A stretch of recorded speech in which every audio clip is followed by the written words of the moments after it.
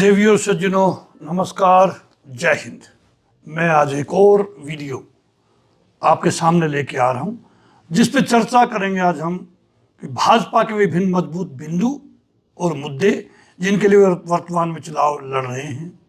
विपक्षी दल यानी भारत गठबंधन, खासकर कांग्रेस पार्टी किस आधार या बिंदु पर चुनाव लड़ रही है, इस पे हम चर्चा करेंगे दोस्तों। पहले मैं बताऊंगा चुनाव की प्रक्रिया। भारत में लोकसभा के सामान्य चुनाव होने जा रहे हैं जो 7 फेज में होंगे। सामान्य चुनाव हर 5 साल में होते हैं जिन्हें लोकसभा के सदस्यों को चुनने के लिए आयोजित किया जाता है। लोकसभा चुनाव एक विशाल लोकतांत्रिक प्रक्रिया है जिसमें देश भर में लाखों मतदाता और उम्मीदवार शामिल होते हैं। राजनीतिक पार्टियां अपनी विचारधारा, वादों और कार्यक्रमों के आधार पर लोकसभा में सीटों के लिए प्रतियोगिता करती है, कंपटीशन आपस में आगे बढ़ने का। अभियान में मतदाताओं से जुड़ने के लिए रैलियां, भाषण, घोषणा पत्र, मीडिया आउटरीच शामिल है। चुनाव परिणाम देश के शासन और नीतियों को अगले 5 वर्षों के लिए निर्धारित करने में महत्वपूर्ण होते हैं दोस्तों। अब मैं बात करूंगा भाजपा के मजबूत पक्ष और मुद्दे क्या हैं।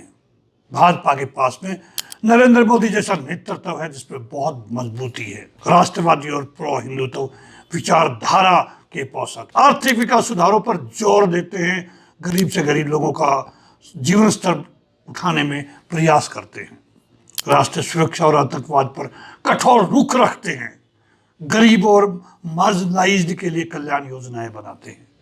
शुद्ध शासन, भ्रष्टाचार से मुक्त और भ्रष्टाचार रोकने के लिए जी जान लगा देते हैं।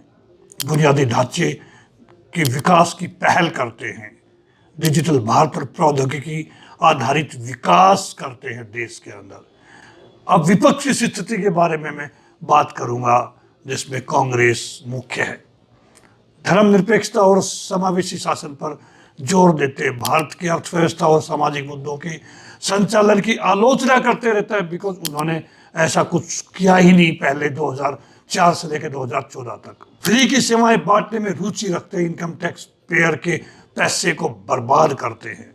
उनके जो साथ के सहयोगी है उन्होंने भी फ्री पे सेवाएं देकर के लोगों को निकम्मा कर दिया। देश के लोगों को संगठित भ्रष्टाचार करना, अपनी जेबें भरना, ये उनका पिछले 10 साल का रिकॉर्ड रहा है। भाजपा के सामाजिक माहौल और सांप्रदायिक सद्भाव के खिलाफ वो अभियान चलाते रहते हैं। भ्रष्टाचार को नहीं रोक पाना बल्कि बढ़ावा देना उनकी खासियत रही है।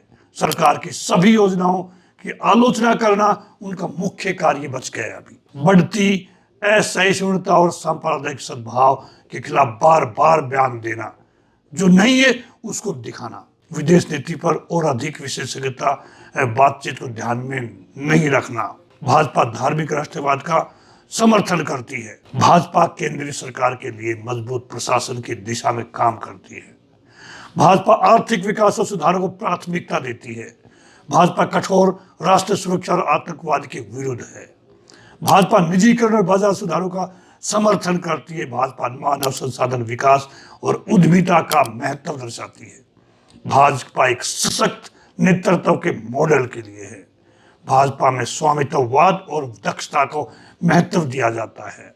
भाजपा सम्मान, नागरिक संहिता और व्यक्तिगत कानून में सुधार का समर्थन करती है।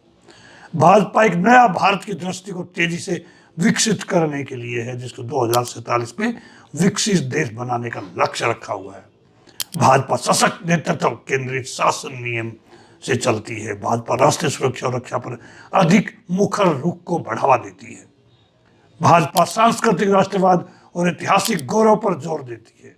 भाजपा एक मजबूत नेता, एक स्ट्रॉन्ग लीडरशिप नेतृत्व वाले शासन मॉडल का समर्थन करती है। भाजपा बुनियादी ढांचे के विकास और कनेक्टिविटी परियोजनाओं को प्राथमिकता देती है।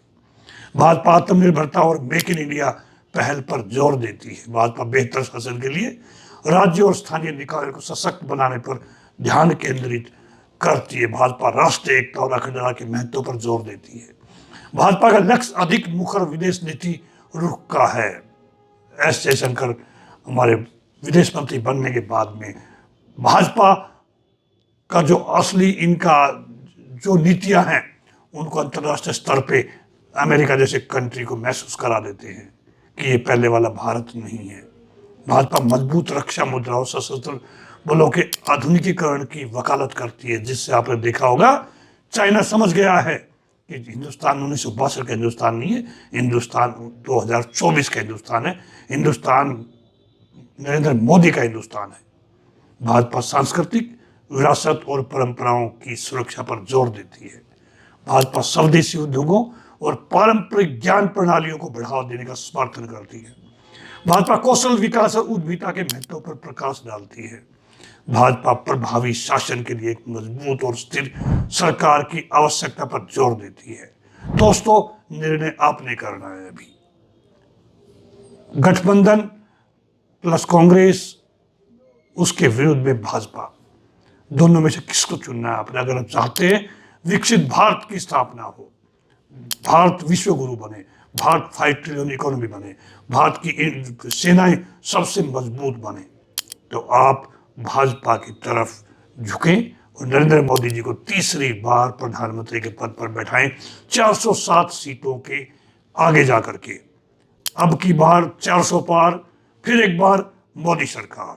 मैं सभी से निवेदन करता हूं, इलेक्शन अभी शुरू होने वाले हैं, भाजपा के कमल पे बटन दबा करके भाजपा के प्रत्याशियों को कामयाब बनाएं और नरेंद्र मोदी जी के हाथ मजबूत करें। फिर देखना अगले 5 साल में विकास की नदियां बहेंगी हिंदुस्तान के अंदर। जो आपने सोच रखा है वो सब कुछ होगा। आज हर नागरिक पढ़ा लिखा है, होशियार है, समझदार है, उनको पता है कि हमारे देश में क्या क्या जरूरत है भी आगे आने वाले 5 साल में। उनको साकार करने में एक ही इंसान सक्षम है, वो है नरेंद्र मोदी जी। धन्यवाद। जय हिंद।